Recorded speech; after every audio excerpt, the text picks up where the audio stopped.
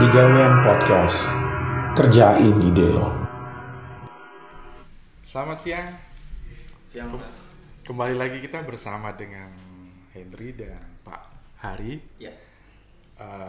Kali ini kita akan membahas sebuah topik yang pastinya seru dengan topik-topik sebelumnya, tentang arsitek ya Pak ya. Baik. Oke, teman-teman udah siap nih ya. Kita akan coba masuk. Tapi sebelum masuk ke intinya, pasti kita mau minta Pak Hari untuk memperkenalkan diri terlebih dahulu.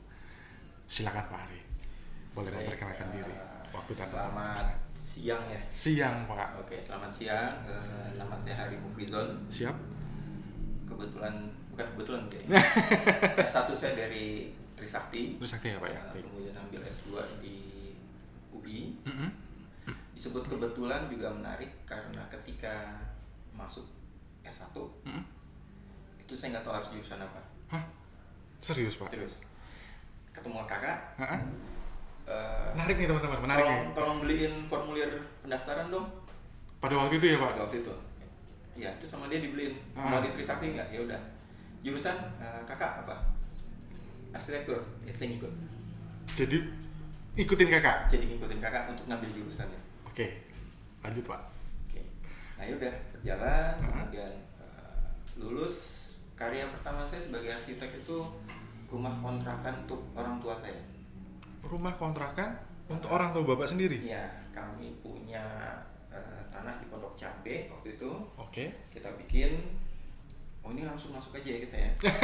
Langsung berkarya. Langsung berkarya. Tapi ntar dulu Pak, kayaknya apa namanya yang di awal nih yang tadi Bapak sampaikan ketika kakak ambilin formulir, yaudah arsitek nih.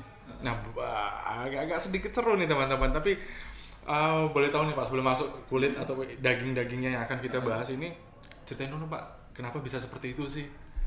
Iya, karena saya orang gimana ya, awalnya tuh ketika lulus, kebayangnya tuh ikut apa dulu namanya Sipen Maru atau apa? Sipen Maru zamannya Bapak ya? Dulu ya, zaman muda. Zaman old nih. Zaman old atau zaman muda? Nah, zaman old. Iya. Udah, saya merasa pasti lulus gitu kan. Iya. Karena nggak pernah kebayang Sipen Maru itu apa. Seperti apa dan bagaimana, iya. Kemudian kakak sih nanya, nggak coba ngelamar ke swasta. Emang lu pasti lulus di situ. Oh gitu ya. Ya sudah. Apa namanya, masuk lagi yang swasta? Iya, makanya untuk swasta saya tanya ke dia. Dengan jurusan yang sama juga? Iya. Jadi kalau di Sipen Maru saya ngambil jurusan apa waktu itu, arsitek, kedokteran atau apa gitu. Oke.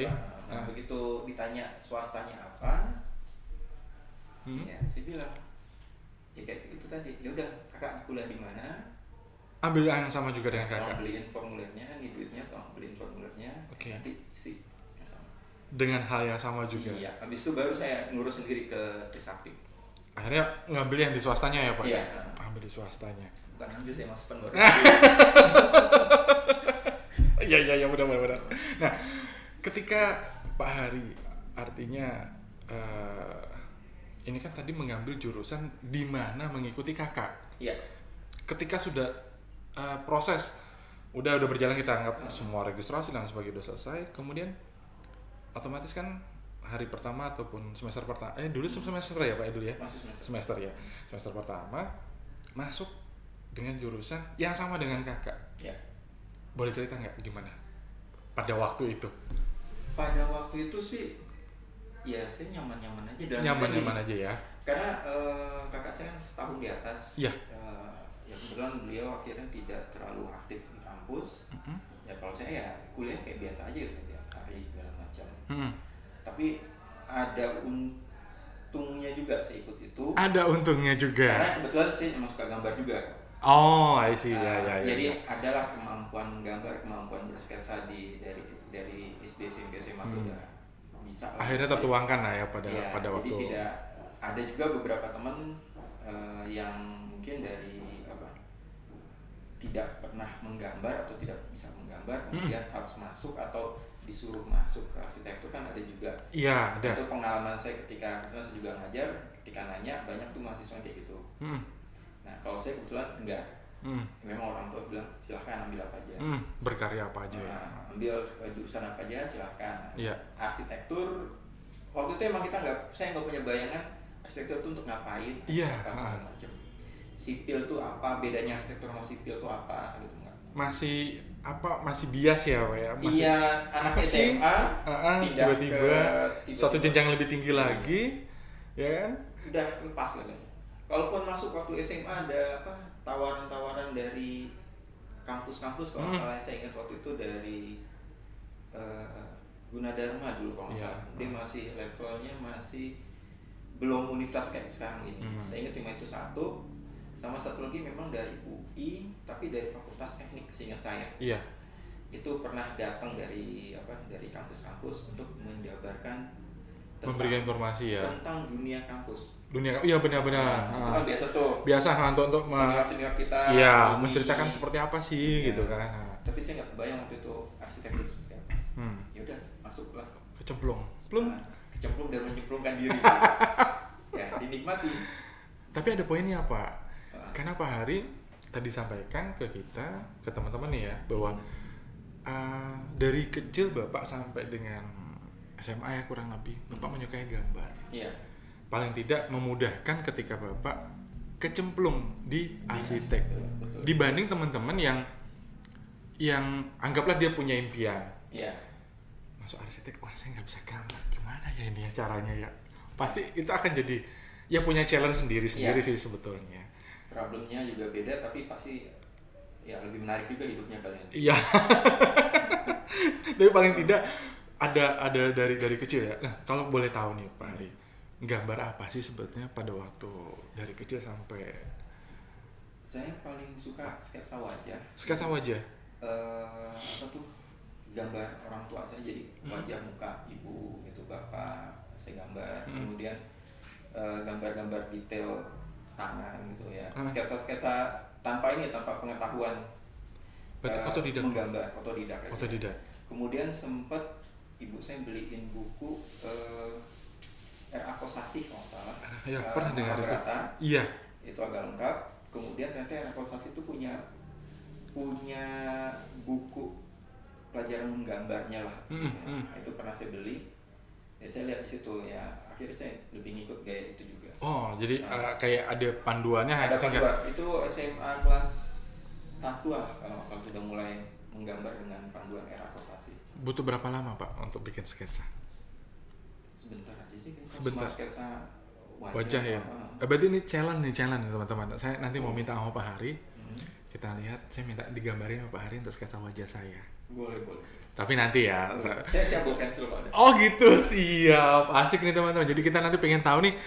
Kita lihat Pak Hari, nanti ada sesi lah, kita break, terus kita kasih kesempatan Pak Hari untuk gambar sketsa wajah. Saya pengen tahu nih gambar wajah saya seperti apa sih ketika di sketsa.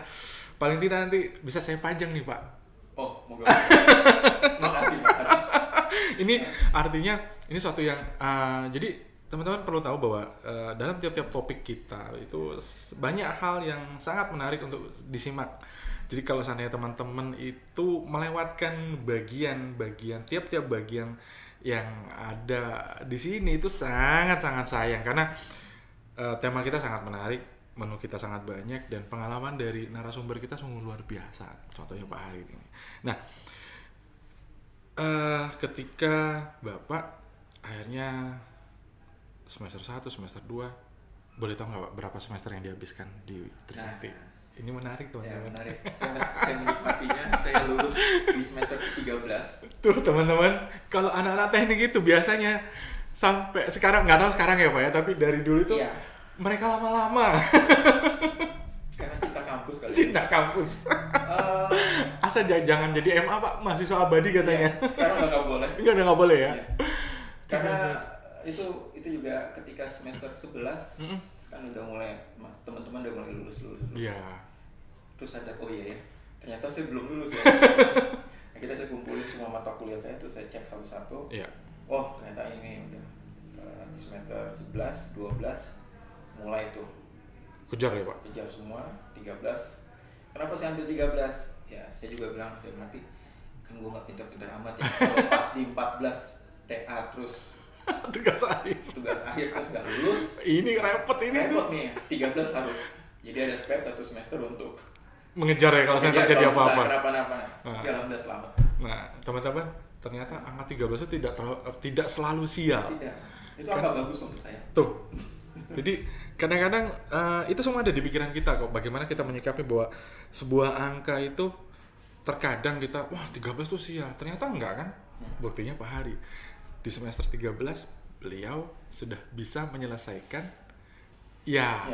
Dengan yang mengevaluasi tentunya ya teman-teman, mengevaluasi bahwa beliau melihat bahwa saya sempat dipanggil juga tuh sama pasti itu pasti sama kampus karena gini IPK kan kecil. Zaman dulu tuh kan IPK 2,5 itu bagi anak teknik cukup tinggi ya, sangat. Saya IPK cuma 2,3 ke 2,4 lah gitu. Kemudian di semester 11-12 karena saya cek di bawah ada yang D, ada yang D segala macam. ini bongkaran aja. Kita belak-belakan teman-teman ya. Iya. Terus akhirnya saya kumpulin ya semester 1 ganjil dan 11 dan 12 ganjil. Saya kumpulin, ternyata ada tuh lumayan banyak. Tapi kan zaman dulu kita masih bisa kita sudah punya nilai-nilai yang baik. Jadi mungkin itu bisa di combine lah gitu. Jadi tinggal lapor ke dosen untuk apa harus kita lakukan gitu. Apakah ikut full kuliah, tapi pasti ikut ujian tuh harus UTS, UAS. Nah, wajib. Harus wajib. Nah, kalau sedangkan kuliah bisa dinego dengan waktu itu ya. Nah, itu lumayan banyak saya mengambil mata kuliah kelimpungan tuh. Berarti borongan ya? Borongan banget. Sampai dikejar sesi terakhir harus. Sampai ada teman saya bilang kan kamu itu saya lihat cuma pagi datang. Kami kan di arsitektur satu punya taman tuh. Jadi pagi datang cuma beli teh botol 1 terus sudah hilang, sore balik lagi, sebentar beli teh terus pulang. Jadi kelihatan mukanya pagi sama sore aja. Absen pagi sama absen sore. Tapi itu udah. Tapi dari pagi sampai ke sore. Kelas terus udah. Jadi anak rajin teman-teman. Rajin banget saya. Jadi anak rajin kenapa? Mengejar ketinggalan ya Pak Ari ya. Sebetulnya ya teman-teman bisa menyikapi dengan bijak bahwa ada memang ya rata-rata anak-anak teknik itu memang seperti itu sih Pak. Jangan dibilang rata-rata, ntar yang nggak kayak begini bilang saya tidak. Tapi mostly Pak, mostly iya. Jadi mostly seperti itu. Nah oke. Tapi cukup seru sih Pak kita. Oke, kemudian lanjut Pak Ari. Boleh. Setelah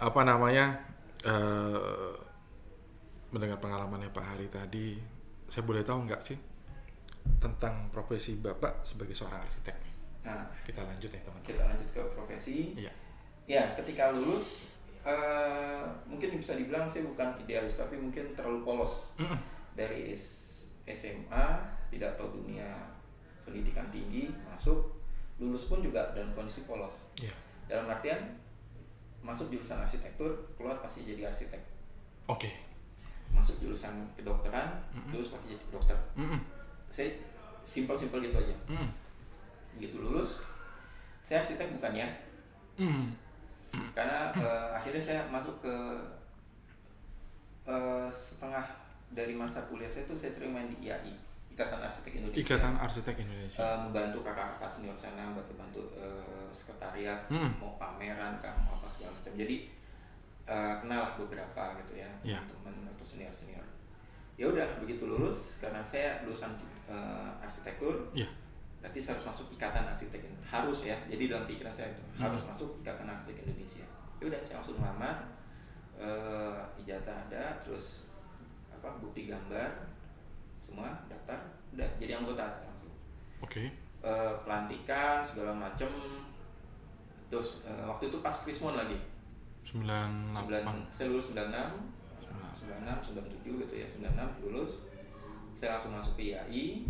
Kemudian ya standar cari kerja kan. Ngelamar.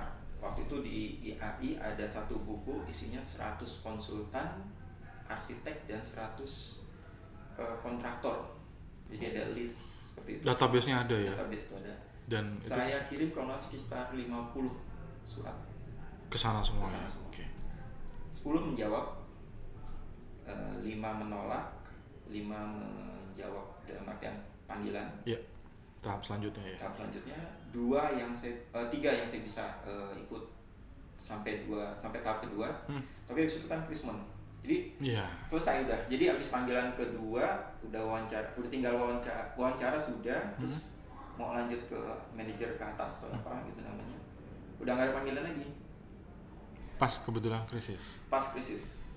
Jadi nggak lanjut. lanjutan. Ya nggak lanjut. Saya nggak masuk ke konsultan. Oke. Tapi gitu karena pengen jadi Arsitek, ya. Udah kepikiran harus jadi arsitek. Kebetulan ibu bilang tuh ada tanah tuh di Cinere, di Pondok Cabe tadi ya. Pondok Cabe. Coba tolong dibikin apalah gitu. Bikin kontrakan. Kontrakan itu kan dulu orang berpikir rumah petak yang Betul. 3 sekat gitu aja, 3 4 sekat. Ke belakang. Iya. Saya bilang, "Ma, orang yang kontrak kan sebenarnya orang butuh rumah. Kita bikin rumah yuk." Bisa jadi berapa rumah ini? Kan tanahnya kecil.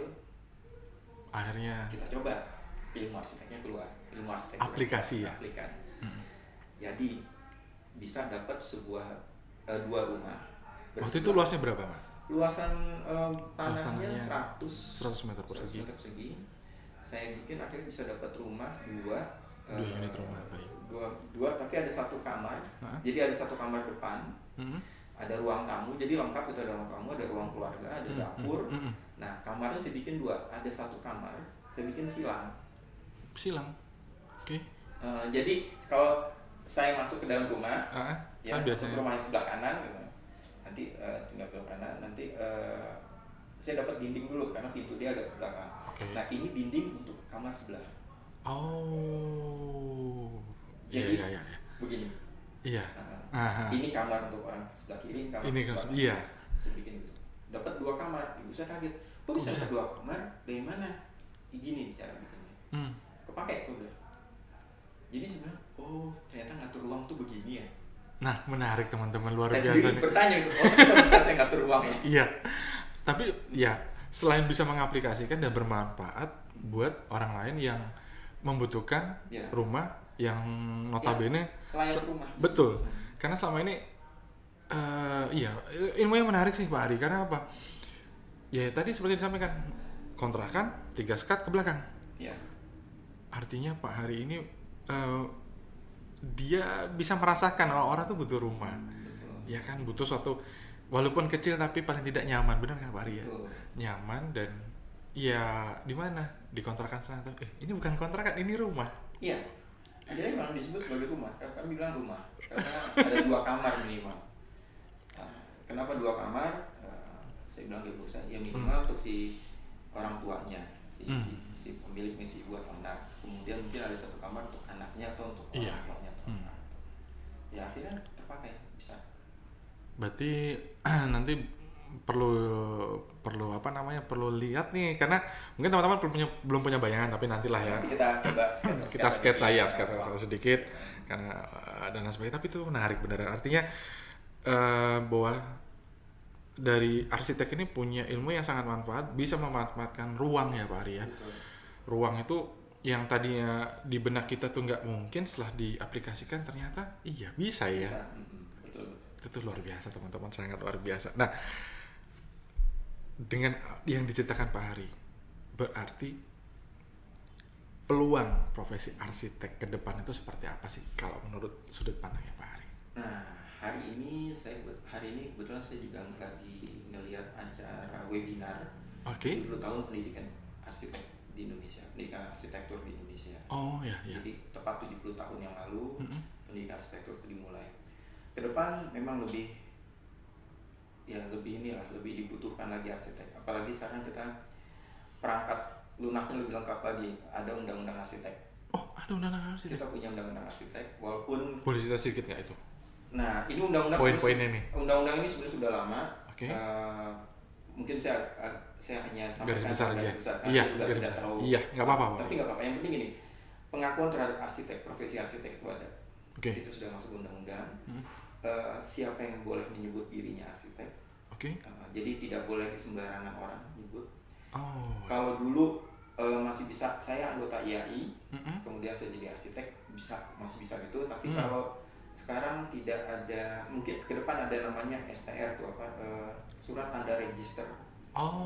Sertifikasi kayak gitu-gitu ya, yang agak lebih lengkap lah.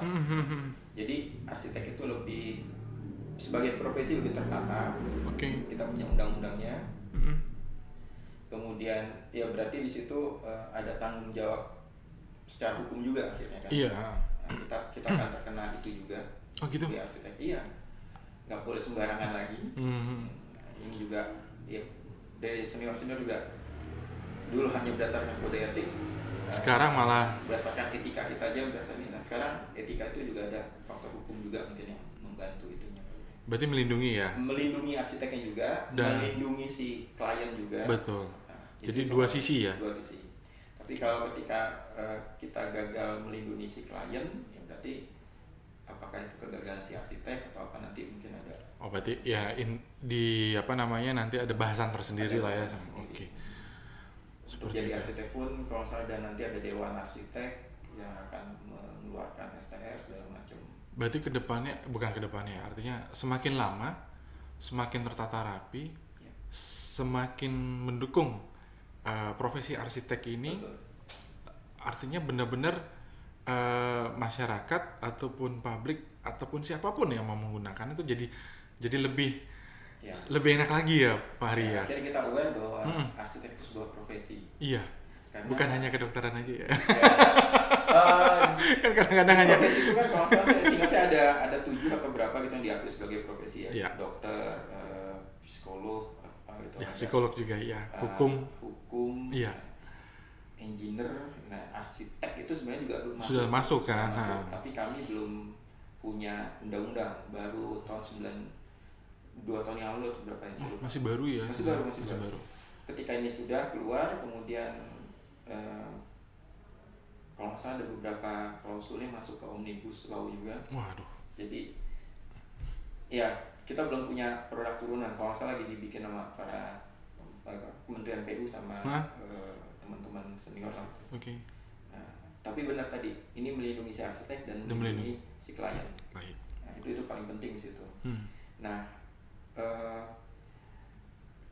tapi juga kalau ada rekan-rekan yang sudah berpraktek sebagai arsitek sebelumnya itu kan banyak teman-teman kita yang praktek sebagai arsitek, ya dia punya konsultan dan segala macam. Ini kalau nggak salah nih masih bisa diakui sebagai arsitek. Kalau mereka ikut ada istilahnya rekognisi masa lampau atau apalah gitu. Jadi nanti mereka ikut tes atau segala macam. Semacam ujian kompetensi kali ya, kurang lebihnya ya. Ada itu kayak gitu tuh kalau nggak salah. Jadi bisa. Jadi tidak juga menutup.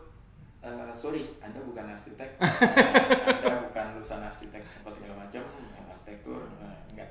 Tapi tetap ada sebuah mekanisme lah untuk dan tetap difasilitasi ya, difasilitasi oleh IAI itu sendiri ya. Bukan Dewan Arsitek. Dewan Arsitek berarti lebih itu cuma suatu lembaga ya atau ikatan profesi saja ya. Ada Dewan Arsitek yang akan mengeluarkan STR. Ya nanti ada orang, mungkin perlu diundang orang yang paling berkompeten bercerita tentang detailnya susunan strukturalnya arsitek baik. Apa aja sih isi dari si. Benar. Jadi di sini nanti teman-teman jadi bisa tahu bukan hanya sebagai profesi, tapi tahu juga ternyata seperti ini, ada dewannya, ada begini, bagiannya lengkap ya Pak Hari ya. Jadi informasi itu yang tadinya teman-teman mungkin kan sekarang udah canggih ya Pak Hari ya. Mereka bisa cari nih di dunia maya, tapi kalau ada narasumber yang bisa menjelaskan lebih detail tuh lebih enak. Jadinya dari sumber ini. Walaupun memang di dunia maya kita bisa tinggal searching, kita tinggal mencari, ketik bagannya seperti apa. Tapi kalau kita mencari dengan kita berinteraksi seperti ini pas lebih seruan seperti ini, benar nggak Pak? Karena banyak cerita yang bisa kita yang gali. Betul. Iya, karena kalau hanya di dunia maya, bagi teman-teman yang senang membaca mungkin asik sih ya. Ya, itu kan bahasa hukum ya, jadi kita juga iya, baku dan bener. Harus ada orang yang menerangkan. Benar sekali, karena kadang-kadang kalau udah berkaitan dengan hukum, kita membaca sama dengan orang yang memberikan penjelasan itu sangat berbeda, karena persepsi hukum itu ya harus dijelaskan dari orang hukum itu sendiri. Betul. Karena dikhawatirkan ketika kita membaca, persepsi kita berbeda dengan si orang hukumnya tadi kan, karena mereka yang punya tanggung jawab nih. Betul. Bahasanya baku banget. Bahasanya kaku banget, karena ya emang sudah seperti itu aturannya. Oke, baik Pak Ari, seru banget. Nah, kita lanjut lagi Pak Ari. Melihat dari pengalaman jam terbang, kemudian segala-galanya, ini buat teman-teman generasi yang akan memilih studi ataupun memilih keilmuan dalam dunia arsitek, boleh nggak nih kasih saran ke teman-teman yang ada, apa saja sih yang harus mereka siapkan ke depannya? Iya. Harus detail loh Pak. Harus detail ya? Jangan kayak tadi, saya ikut kakak arsitek, ya udah arsitek. Di dunia arsitek itu ada dua ya belajarnya. Jadi ada satu istilahnya glass box, satu black box. Glass box itu dia bisa menjelaskan dengan mudah, segala gamblang, runut. Nah, ada satu lagi black box. Tau saya begini dah. Ini desainnya gini. Ini yang baik, ini. Jelasin dong. Ya pokoknya gitu deh. Itu glass. Itu black. Oh, black. Karena black box. Jadi dia bukan tidak bisa. Dia sebenarnya punya pengetahuan, punya apa, tapi ketika harus menjelaskan mungkin agak. Nah, saya mau ambil posisi di antara dua itu ya? Black glass box. Oke. Jadi gelasnya hitam gitu ya. Supaya nggak terlalu detail. Ya, menarik di Indonesia bahwa profesi arsitek dengan karya arsitektur dan segala macam itu masuk ke kita punya istilahnya backcraft ya, handcraft, ekonomi kreatif. Itu bagian dari ekonomi kreatif. Nah, kreativitas itu yang perlu dikembangkan. Oke. Nah, yang menarik selama membantu di kampus, kita agak sulit sebenarnya berkreatif itu seperti apa. Oke. Ya kalau saya mungkin waktu yang desain yang pertama tuh saya kreatif tuh. Iya. Nah, setelah itu apakah saya kreatif itu juga jadi pertanyaan ya. Sebenarnya akhirnya lebih kayak bertanya ke diri saya sendiri. Oke. Tapi saya punya apa ya istilahnya tuh, punya kayak penggalan waktu. Ketika saya lulus sebagai S1, saya memahami dengan pengetahuan dari dosen-dosen saya, dosen saya yang ada waktu di kampus. Ternyata arsitek itu penata ruang. Oke. Saya menyebut diri sebagai penata ruang. Yang penting kamu bisa menata ruang, ada lobby, ada ini udah tata aja dengan baik, jadi bungkus kasih yang bagus. Oke. Kemudian atau tata ruang atau manajer ruang. Manajer jadi manage mengatur ruang kan. Tata ruang. Tapi ketika sudah sampai ke S2, pengetahuan tuh jadi bertambah lagi kan? Bertambah lagi. Saya merasa ini ya dosennya juga ngasih pengetahuan yang cukup kuat, itu bahwa arsitektur itu tidak hanya itu. Tidak hanya sebatas itu saja. Tidak hanya sebatas ruang, tapi juga bisa dari perilaku dan segala macam. Tapi kalau dibalikin ke buku yang tadi mungkin itu saya koleksi e-books. Iya, collecting e-book. Nah, ternyata memang melihat arsitektur itu juga bisa dari beragam hal. Dan itu sebenarnya juga bukan untuk pengetahuan kemudian disimpan, tapi bisa dikeluarkan sebagai pemicu kreativitas kita. Oke. Banyak buku-buku yang saya lihat kreativitas itu bukan cuma dari sisi tampak, dari sisi bukan hanya tampak aja dengan arsitektur. Memang balik arsitektur itu tentang meruang. Bagaimana menciptakan ruangnya, bagaimana membuat ruang itu jadi, kita nggak usah bilang ruang yang nyaman atau ruang apa, menyusun ruang aja itu juga sudah itu menjadi ruang yang lain. Ketika saya menyusun ruang yang tadi bersisian, bersilangan begini, ruang keluarga yang kiri dengan kanan tuh efeknya jadi beda, suasana jadi beda. Karena yang satu kebetulan pintunya hampir dekat ke dapur, Iya. Yang satu pintunya lebih dekat keluar. Benar. Nah, jadi itu kan jadi ada ruang yang lain, kemudian aktivitas orang jadi berbeda. Iya, benar. Saya Punya pengaruh. Pengaruh sekali. Saya baru dari tempat kontrakan tadi. Oke. Nah, saya baru sana melihat ngecek. Berarti berapa puluh tahun ya udah? Udah dari 97. Lama juga ya. Lama, dan pengetahuan tentang material pun juga terpakai. Ternyata sampai sekarang lantai masih bagus. Awet. Dinding masih bagus. Masih kokoh. Dan atap juga. Atap kembali sempat waktu itu beridealis, ada sebuah pohon mangga, apa tuh namanya, mangga Queenie. Oh, Queenie ya. Itu sempat saya dan orang tua bilang pertahankan yuk, buahnya bagus.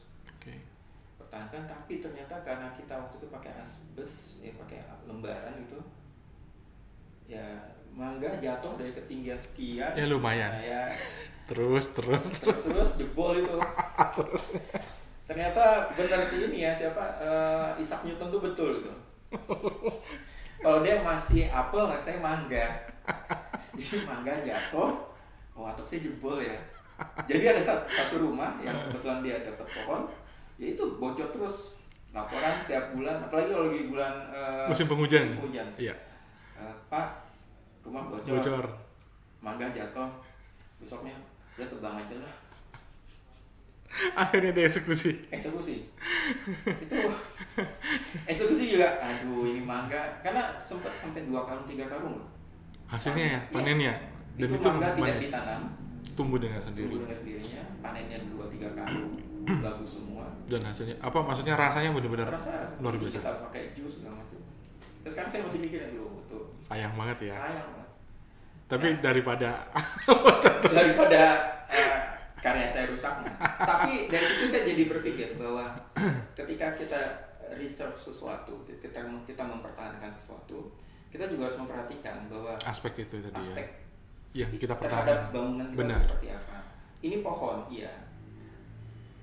Saya lupa waktu dulu saya kuliah dapat pelajaran ilmu lingkungan. Tudung pohon itu sebesar sekian. Akarnya pun juga selebar itu. Jadi kalau lebar tudungnya tuh 10 meter, akarnya juga 10 meter. Iya. Nah, ini kita nggak usah ganggu nih kalau kita kasih air apa segala macam nanti. Iya, semakin merusak pohonnya juga. Oh, berarti saya juga salah sebenarnya. Jadi kalau dibilang alam marah ke saya, benar berarti ya. Saya bikin rumah dekat banget dengan pohon. Pada waktu itu udah ada ilmunya. Sudah ya, belum dipraktekkan. Nah, mempraktekkan ilmu itu yang ternyata jadi bagi saya pribadi waktu itu jadi kesulitan karena baru lulus langsung bikin. Iya, langsung praktek lapangan. Dan terus itu saya ngebantu ngecor dinding, masang batanya, ikut saya. Bahkan ketika naikin kuda-kuda. Saya waktu itu yang jadi mandora om saya, dibikin sama dia, naikin bareng, naruh lembar-lembar atapnya juga, bikin kusennya pun juga. Berarti benar-benar menimbang ilmu langsung mengaplikasikan dan mengerjakan ya. Sampai mengerjakan. Sampai dari A sampai Z, dari hulu dan hilir. Ya. Pak Ahli kerjakan sendiri. Itu satu-satunya saya bisa full kerjain dari awal ke akhir. Tapi punya kebanggaan Pak di dalam. Oh iya, sampai sekarang begitu tadi saya lihat situ, wah ternyata masih bagus. Ya kecuali kayu ya. Iya kalau kayu kan umur ya. Kayu untuk kusen masih bagus. Tapi kayak plafon segala macam dengan kondisi dari 97, 98 udah 4 tahun tuh 20 tahun lebih. Dan sekarang juga apa istilahnya? Cuaca dan sekarang punya teknologi yang lebih baik lagi kayak baja ringan dan sebagainya. Kemudian juga tingkah laku penghuninya. Ya itu mempengaruhi. Pengaruh banget. Jadi ada yang kebetulan saya juga waktu itu ketika bikin dinding diskusi dengan si Om yang mandor, gimana nih kalau mereka mau menancapkan paku, jangan sampai paku biasa bisa masuk, kalau perlu paku beton.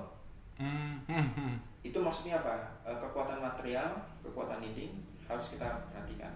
Kenapa? Karena ini untuk orang. nanti kalau orang itu berlaku buruk dalam artian tidak merawat, nanti dia naruh apa, kesenggol dinding kita pecah segala macam, dia masang, saya mau pasang TV seperti ini, bracketnya harus apa? Ya bisa. Jelek ini, bongkar, bisa rusak dinding kita kan. Betul. Jadi saya minta kita harus pakai yang bagus. Jadi anciannya harus yang begini. Karena saya waktu itu masih teoretik 1.3 atau 1.2, saya bilang harus gitu. Lo mahal nggak mau tahu saya. Bener-bener langsung dipraktekkan. Jadi ya akhirnya sekarang saya lihat memang dindingnya jarang dipaku karena nggak ada yang kuat. Jarang dipaku dinding. Karena ya sesuai dengan apa yang dipelajari ya. Dan diaplikasikan di lapangan ya, tapi tak bagus. Padahal itu pakai batako abu-abu. Yang ya bukan pakai bata ya. Ya bukan bata merah. Batako dalamnya, tapi lapisnya kami kuatkan waktu itu. Lantai juga. Jadi pengetahuan bahan waktu itu lantai. Produk Cina memang belum ada. Tapi saya bilang ke bapak waktu itu, bapak kerja di kota. Di kota tuh kan ada toko ini ya, toko material macam. Coba cari yang paling bagus apa? Oh ada ini katanya. Yaudah, besoknya saya ikut, kita pilih warna. Beli, yaudah kita pakai, kita beli itu, pasang.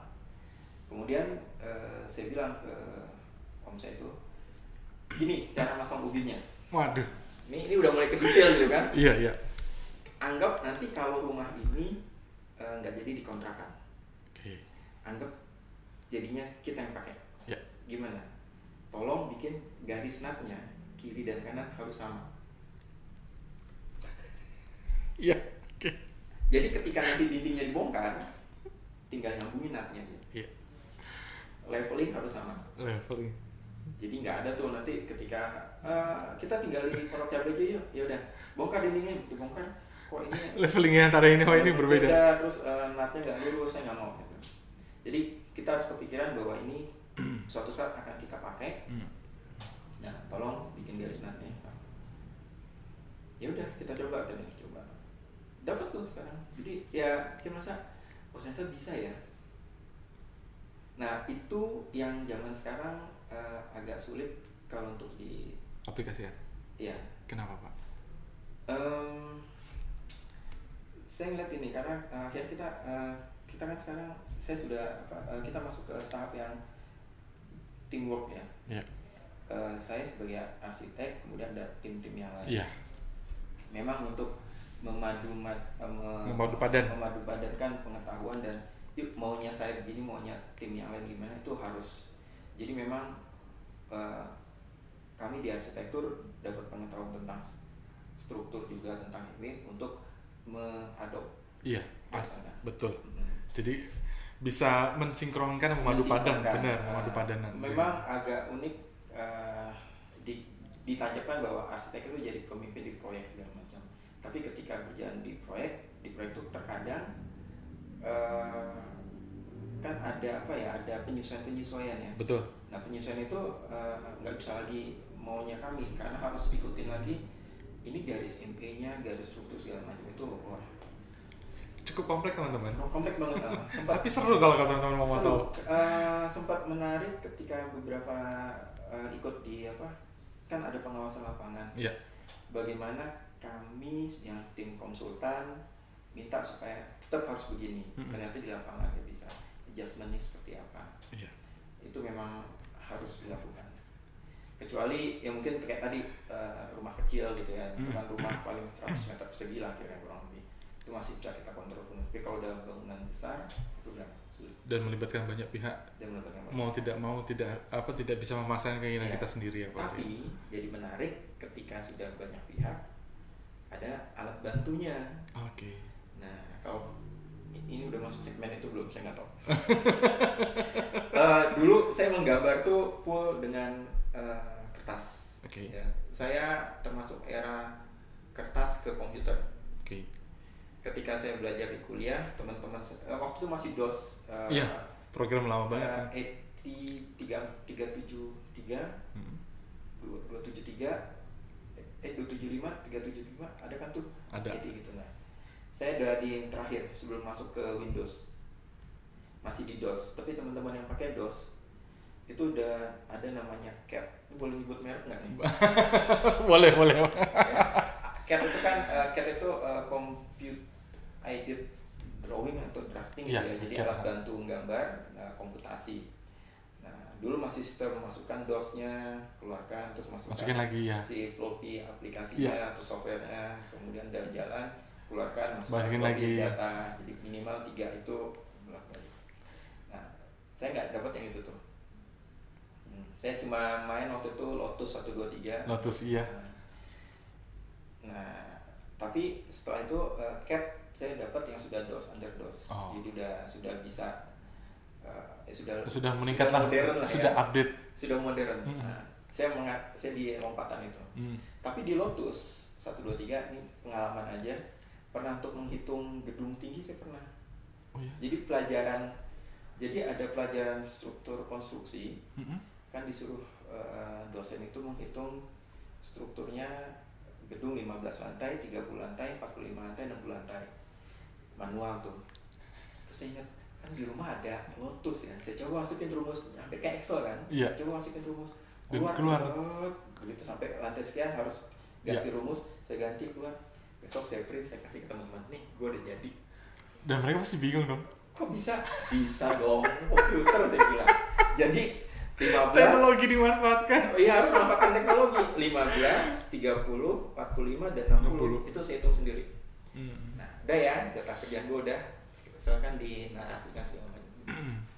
Teman-teman yang bagian presentasi. Iya. Yang lain masih pakai garis gitu. Nah, saya udah print. Wah, itu pengalaman yang paling menurut saya. Ternyata bisa saya ya. Lotus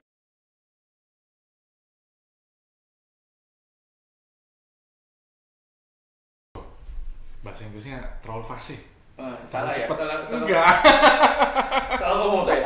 What you see, what you get. Kalau salah itu. Okay. Untuk dari si Lotusnya itu. We see it kalau nggak salah. Iya pernah deh. Itu luar biasa. Nah, pengalaman dengan berkomputer itu, ketika saya masuk ke level sudah komputasi, saya ikut CAD. Nah, balik karena saya anggota IAI, kemudian IAI waktu itu ada program bekerja sama dengan Autodesk kalau nggak salah, membuat sebuah pelatihan yang saya terlibat di situ. Saya ikut, saya belajar lah bahwa di situ dengan CAD biasa aja saya bisa bikin 2 dimensi, 3 dimensi, dan memang tampilan jadi lebih menarik. Benar. Nah itu dia, wah, bahkan saya bisa bikin rendering. Dulu saya bisa rendering dulu ya, waktu saya muda. Waktu saya muda dan zaman old. Nah, saya bisa rendering. Kalau sekarang jangan. Kenapa? Jangan diminta. Ya. Jangan diminta untuk merendering. Nggak sanggup saya. Butuh waktu lagi ya? Butuh waktu untuk belajar. Nah, itu juga menarik. Saya sudah bisa lah itu ya, saya bisa. Masuk ke dunia kampus pun juga gara-gara pengalaman sudah bisa pakai CAD 2 dimensi dan 3 dimensi. Itu pasti jadi idola nih Pak Hari. Iya, akhirnya saya masuk disuruh ngajar untuk mata pelajaran itu. Pasti jadi idola karena kan 2 dimensi dan 3 dimensi itu kan sesuatu yang jarang. Benar sekali karena selama ini kan ya suatu tampilan anggap kalau dia hanya melihat satu sisi kan ya biasa. Tapi ketika lihat ada 2 sisi dan 3 sisi itu akan menjadi orang itu menjadi dari sisi visual. Iya. Ada ketertarikan dan melihat bagus ya. Bagus memang. Tapi karena awalnya tuh sebelum masuk ke era itu, saya pernah kerja bareng sama teman. Iya. Kebetulan kami ikut sayembara untuk di Riau kalau nggak salah. Jauh juga Pak.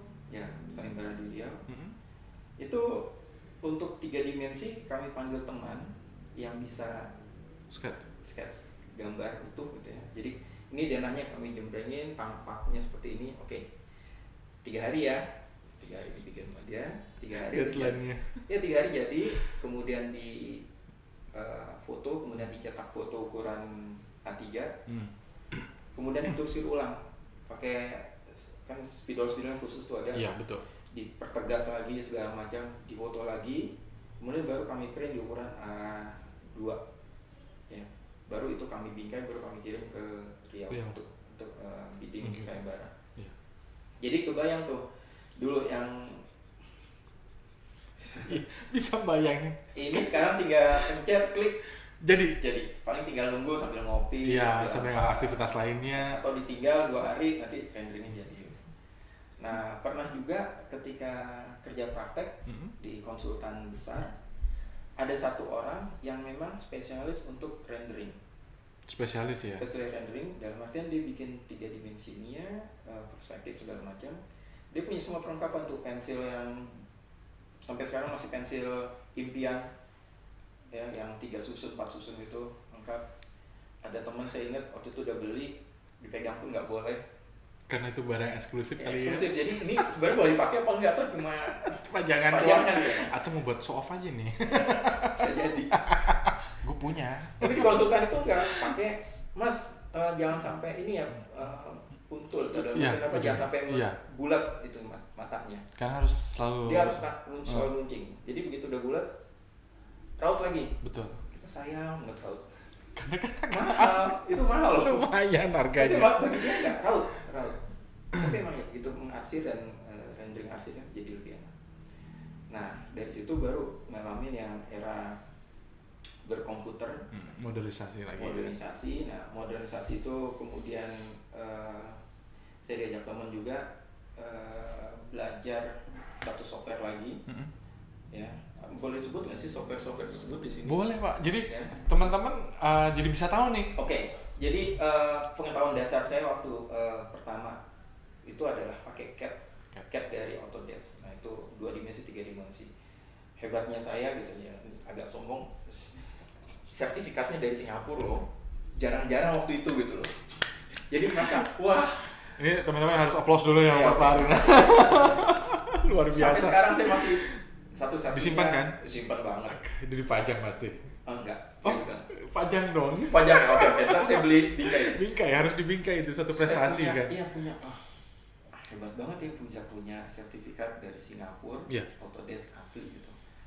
2 dimensi, 3 dimensi. Kemudian diajak teman untuk belajar satu lagi dari Graphisoft Archicad kalau nggak salah, versi awal tuh masuk. Nah, ketika sudah pakai itu, saya agak bingung perjalanan profesinya gitu.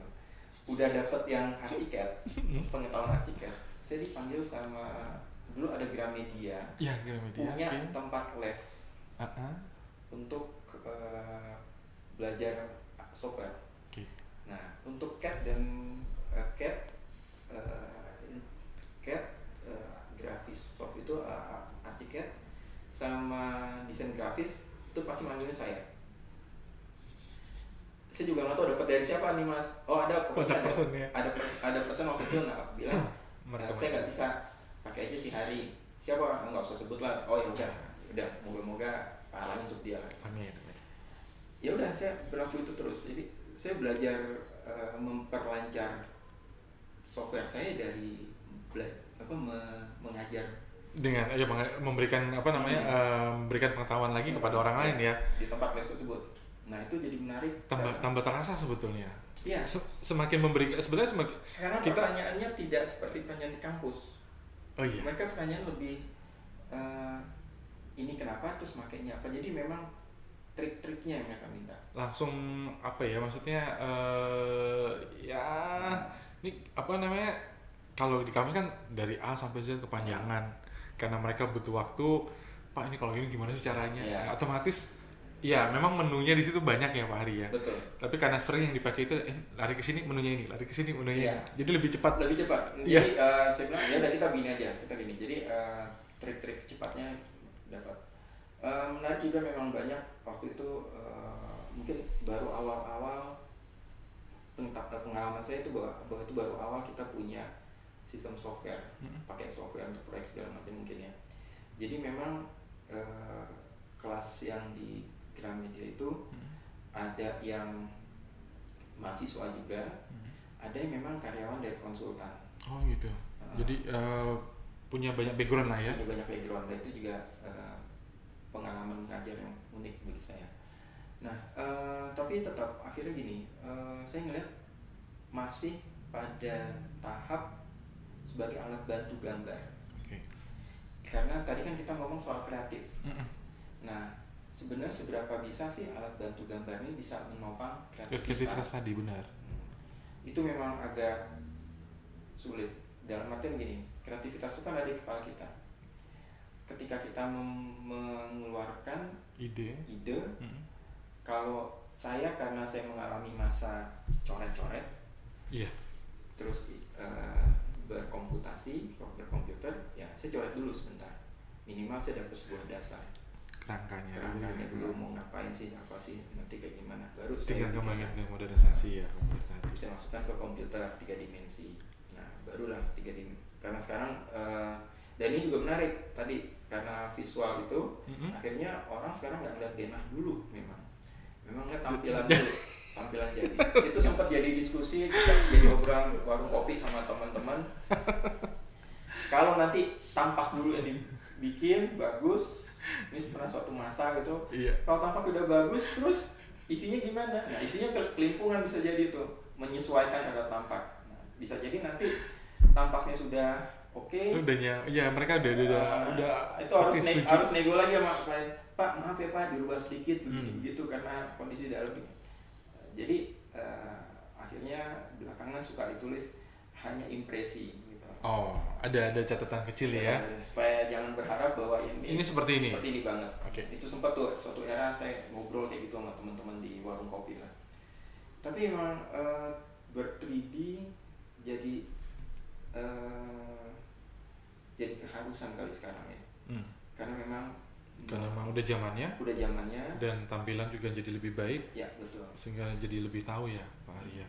Itu memang harus dilakukan sekarang. Okay. Jadi teman-teman yang dan saya yakin generasi yang sekarang pun berkreasi juga lebih. Dan mereka karena punya kemampuan bersoftware yang tinggi, yang punya pengetahuan itu dan aplikasi juga bagus, mereka bisa itu tuh sudah bisa sudah lancar lah ya.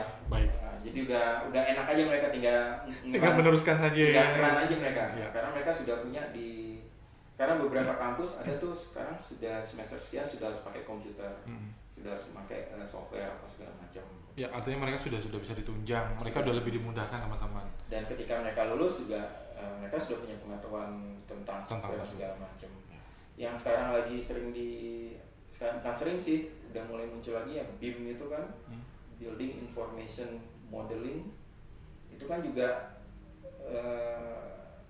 sampai sekarang masih ada, kalau istilah saya pribadi itu misleading, yang kalau pakai BIM yang penting bisa dapat 3D modeling.